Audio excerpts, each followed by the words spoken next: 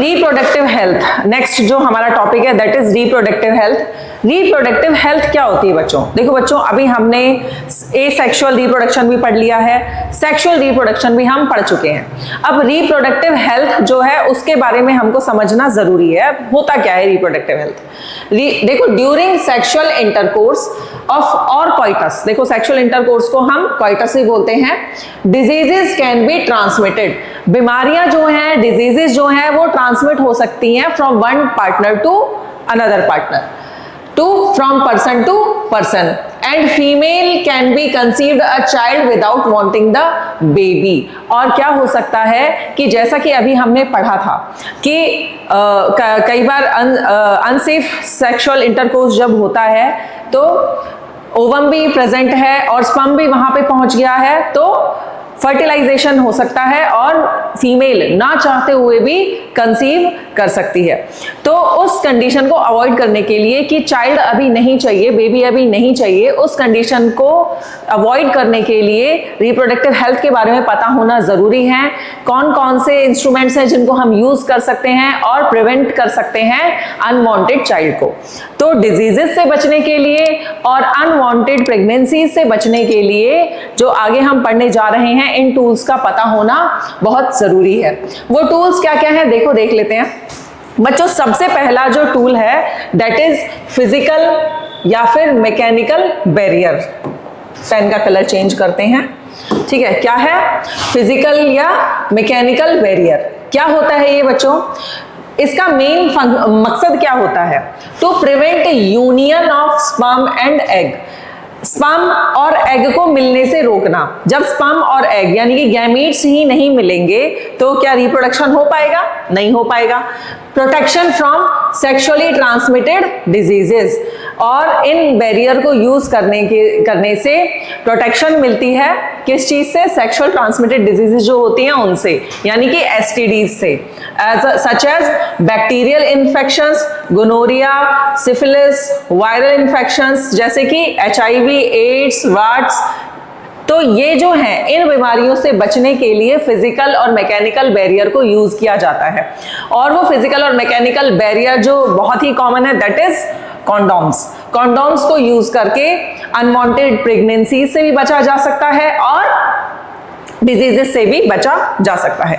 Side effects क्या होते हैं? देखो, जो कॉन्डोम होता है that is made up of latex. जो मटेरियल होता है वो लेटेक्स होता है, जिससे लेटेक्स एलर्जी हो सकती है, वेजाइनल और पीनियल इरिटेशन भी हो सकती है, ठीक है। इरिटेशन होती है तो अननेसेसरी का जो है इचिंग होगी और कुछ वो है आपका कुछ डिस्चार्जेस होंगे जो कि अनहेल्दी होते हैं।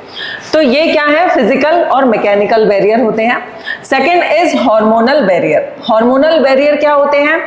ऐसे बैरियर्स जिनको ओसीपीज के थ्रू लिया जाता है, यानी कि ओरल कॉन्ट्रासेप्टिव, जैसे कि गोली के थ्रू उनको यूज किया जाता है और बचा जाता है प्रेगनेंसी से। देखो, contraceptives changes the hormonal balance to prevent the egg release in female.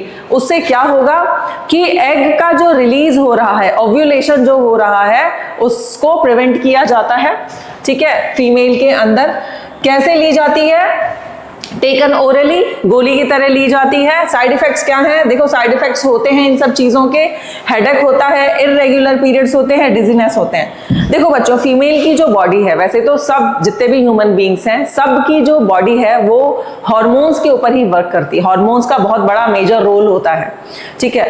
अब यहाँ पे फीमेल जो है, फीमेल में और भी ज्यादा जो है हार्मोन्स कंट्रोल करते हैं सारी चीजों को।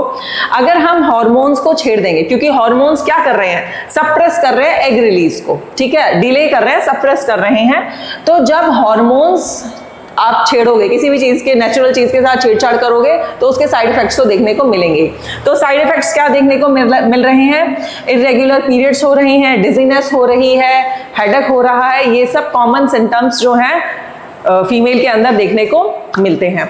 नेक्स्ट आ जाते हैं IUCD, intra uterine contraceptive device. ये क्या होते हैं बच्चों? ये वेजाइनली इंसर्ट किए जाते हैं फीमेल के अंदर। IUCD जो होती हैं ये कैसे, जैसे एग्जांपल जो है दैट इज कॉपर टी और लूप, ये प्लेस किया जाता है यूट्रस के अंदर to prevent pregnancy 3 to 4 years। कितने सालों के लिए? ये जो कॉपर टी होता है या ये जो भी आयोडीज होते हैं, IUCDs, इनका क्या काम होता है? एक तो 3 से 4 साल के लिए ये इंसर्ट किए जाते हैं यूट्रस के अंदर और ये प्रिवेंट करते हैं, इनसे जो कॉपर रिलीज होता है वो स्पर्म मोटिलिटी को डिक्रीज करता है। ठीक है, तो फर्टिलाइजेशन नहीं हो पाएगा। पर अब इसका भी साइड इफेक्ट है, क्या है? Can cause irritation of uterus, irritation हो सकती है यूट्रस के अंदर। और क्या है? इरेगुलर पीरियड्स, बैक एक, वेजाइनल डिस्चार्ज हो सकता है, बैक पेन हो सकता है। ठीक है, ये क्या है? इनके सिम्टम्स हैं। नेक्स्ट आ जाते हैं सर्जिकल बैरियर। बच्चों देखो, अब तक हम ये जितने भी ये अभी हमने पढ़े, कौन से फिजिकल, हार्मोनल, IUCD, ये जो बैरियर्स होते हैं ये रिवर्सिबल होते हैं। आप इनको यूज करना बंद कर दो तो आप जो है बेबी कंसीव कर सकते हो। लेकिन ये वाला जो बैरियर होता है, सर्जिकल बैरियर, ये इरिवर्सिबल होता है, परमानेंट टाइप का होता है। होता क्या है इसमें? देखो, मेल्स के अंदर जो होता है दैट इज वैसेक्टॉमी। क्या होता है? Vasectomy. The vas difference in male is blocked to prevent sperm transfer। देखो मैं अब आपको बताती हूँ, ये एक डायग्राम है, देखो अपने NCERT का ही है।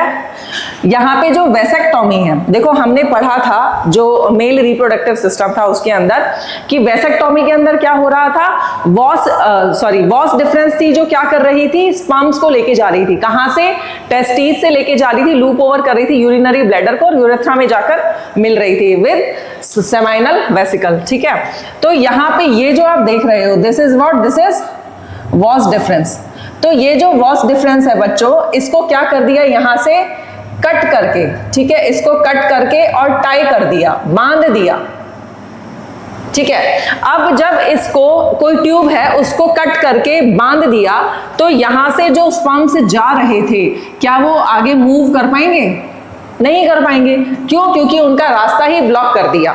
तो ये जो सर्जरी है ये सर्जरी के थ्रू होता है। ये जो सर्जरी है, इस सर्जरी में वॉस डिफरेंस को कट कर दिया जाता है और टाई कर दिया जाता है ताकि स्पर्म्स जो हैं वो टेस्टिस से बाहर निकलकर कहां तक ना पहुंच सके? यूरेथ्रा तक ना पहुंच सके। ठीक है बच्चों, तो याद कैसे रखोगे? वैसेक्टॉमी यानी कि वॉस डिफरेंस, वैसेक्टॉमी यानी कि वास से याद रखना, वैसेक्टॉमी वास डिफरेंस, कि वास डिफरेंस जो है उसको कट कर दिया तो हो गई वैसेक्टॉमी। जबकि फीमेल के अंदर जो होती है वो होती है ट्यूबेक्टॉमी। ठीक है, कंफ्यूज नहीं होना है, मैंने आपको याद करने का तरीका भी बता दिया। ट्यूबेक्टॉमी यानी कि ट्यूब्स, कौन सी ट्यूब्स? Fallopian tubes. यहाँ पे ये जो है ओवरी है, यहां से ये जो फैलोपियन ट्यूब है इसको यहां से कट कर दिया, ठीक है, और टाई कर दिया। करा दोनों में सेम ही है, दोनों की वेसल्स को ही कट करके टाई किया है, लेकिन मेल के अंदर वॉस डिफरेंस को कट करके टाई किया, इसलिए उसका नाम क्या रखा? वैसेक्टॉमी। जबकि फीमेल के अंदर फैलोपियन ट्यूब को कट करके टाई कर दिया, इसलिए इसका नाम क्या रखा? ट्यूबेक्टॉमी। क्या बोलते हैं इसको? ट्यूबेक्टॉमी। ठीक है बच्चों, पढ़ते हैं, कंटिन्यू करते हैं। In tubectomy the fallopian tube of female is blocked to prevent egg from reaching uterus. अब ट्यूबेक्टॉमी को जब कट करके टाई कर दिया तो वहां से जो एग रिलीज होगा तो क्या वो एग जो है यूट्रस तक पहुंच पाएगा? नहीं, वो रास्ता ही ब्लॉक कर दिया है। स्पर्म आएगा तो भी क्या वो एग तक पहुंच पाएगा? नहीं पहुंच पाएगा। ठीक है, तो इसके साइड इफेक्ट क्या है? डिजीनेस, वीकनेस और नोजिया, ये इसके साइड इफेक्ट्स होते हैं। ठीक है बच्चों, तो ये थे वो बैरियर्स जिनके थ्रू अनवांटेड प्रेगनेंसीज से बचा जा सकता है और डिजीजेस से बचा जा सकता है। तो रिप्रोडक्टिव हेल्थ के बारे में पता होना बहुत जरूरी है हमें। चलिए, इनमें से क्वेश्चन बिल्कुल पूछे जाते हैं और पूछे जा भी सकते हैं आपसे। डिस्कस कर ही चुके हैं। सर्जरी के बारे में थोड़ा सा पढ़ लेते हैं। सर्जरी कैन कॉज इन्फेक्शन, क्योंकि देखो बच्चों, जो कोई भी अगर सर्जरी होगी बॉडी के अंदर तो इन्फेक्शन होने के चांसेस तो होते ही हैं। Can cause infection is other problems if not performed properly. अगर ये अच्छे से प्रॉपरली किसी एक्सपीरियंस डॉक्टर से ना की गई हो, ठीक है, तो क्या हो सकता है, इसके साइड इफेक्ट्स भी हो सकते हैं, अदर प्रॉब्लम्स भी हो सकती हैं। Surgery can also be used for removal of unwanted pregnancies. Unwanted pregnancies जो हैं उनको रिमूव करने के लिए भी सर्जरी होती है। Many people illegally misuse it to abort female fetuses. देखो सर्जरी, ये उस सर्जरी के बारे में बात नहीं हो रही है, ट्यूबेक्टोमी के बारे में। यहाँ पे ये जो बात हो रही है ये उस सर्जरी के बारे में हो रही है कि हमारे इंडिया के अंदर फीमेल फीटिसाइड बहुत ज़्यादा होता है। फीमेल जो है, मतलब मेल ड्रिवन जो लोग हैं वो क्या करते हैं, वो अपने कॉन्टैक्ट्स के थ्रू पहले ही पता करवा लेते हैं सोनोग्राफी के थ्रू कि भाई फीमेल अगर चाइल्ड है तो उसका फीमेल फीटिसाइड कर देते हैं, उसको कोख में ही, वोम के अंदर ही उसको मार देते हैं, ठीक है। तो ये इलीगली है, बैन है वैसे तो ये इंडिया के अंदर, और गवर्नमेंट ने इसके ऊपर बहुत सारी जो हैं बहुत प्रमोशंस भी किए और इसको रोकने के काफ़ी उपाय भी जो है गवर्नमेंट ने स्टार्ट किए हैं। लेकिन फिर भी जो लोग हैं कहीं ना कहीं से अपने रिलेशंस लगा के ये सब काम करते हैं। तो इन सब काम, ये जो काम है ये सब इलीगल है, इंडिया के अंदर बैन है, लेकिन फिर भी कुछ लोग इलीगली मिसयूज करते हैं इस सर्जरी प्रोसेस को। तो बच्चों PYQ देख लेते हैं, इसी साल का है ये PYQ, 2026 में आया हुआ है। In human beings the implantation of fertilised egg. In human beings implantation of fertilised egg कहाँ हो रहा है? Implantation of fertilised egg takes place in which part of female reproductive system? Female में फर्टिलाइज्ड एग का implantation कहाँ होता है? बताओ याद करो। ओविडक्ट में होता है। ओविडक्ट तो क्या है? Fallopian tube. यहाँ तो नहीं होता इम्प्लांटेशन। सर्विक्स के अंदर होता है? नहीं जी, सर्विक्स तो सेपरेट करता है वेजाइना को यूट्रस से, और यूट्रस के अंदर होता है। बिल्कुल मैडम, यूट्रस के अंदर ही होता है, वेजाइना में नहीं होता। तो your answer will be C. Next PYQ है, देखो बच्चों, असर्शन, अच्छा 2026 का है ये, असर्शन और रीजन का क्वेश्चन था। ये वेरिएशन से रिलेटेड है जो हमने स्टार्टिंग में पढ़ा था। Variations lead to evolution and new species के सर्वाइवल के लिए जरूरी होता है। चलो देखते हैं, जो बैक्टीरिया वाला मैंने आपको एग्जांपल बताया था। Bacteria that can withstand heat have better chances of survival in heat wave. सीधी सी बात है, जो बैक्टीरिया है जो हीट के साथ रह सकता है वो हीट वेव को इजीली सर्वाइव कर सकता है। करेक्ट है मैडम, बिल्कुल ये करेक्ट है, assertion is correct. Accumulation of variation in species increase the chances of its survival in changing environment। और जो ये हो रहा है, ये क्यों हो रहा है कि एक्यूमुलेशन जो हो रहे हैं और वेरिएशंस के, उससे क्या हो रहा है, सर्वाइवल के चांसेस ज्यादा हो रहे हैं, बेटर हो रहे हैं इन चेंजिंग एनवायरनमेंट। बिल्कुल ये भी ठीक है, और ये इसको करेक्ट एक्सप्लेन कर रहा है, तभी तो वो हीट वेव को सह पा रहा है, ठीक है। तो your answer will be A. Both A and R are true and R is the correct explanation of A। चले next, thank you so much. तो ये था हमारा चैप्टर बच्चों, how do organism reproduce. I hope कि आपको इसके अंदर सब समझ में आ गया होगा। आगे नेक्स्ट चैप्टर के लिए बने रहिए, स्टे ट्यून्ड रहिए, और जितना ज़्यादा से ज़्यादा आप इसे शेयर कर सकते हैं, हमारी वीडियो को, हमारे चैनल को शेयर कीजिए, लाइक कीजिए, सब्सक्राइब कीजिए, and stay tuned for our next lecture. Thank you so much.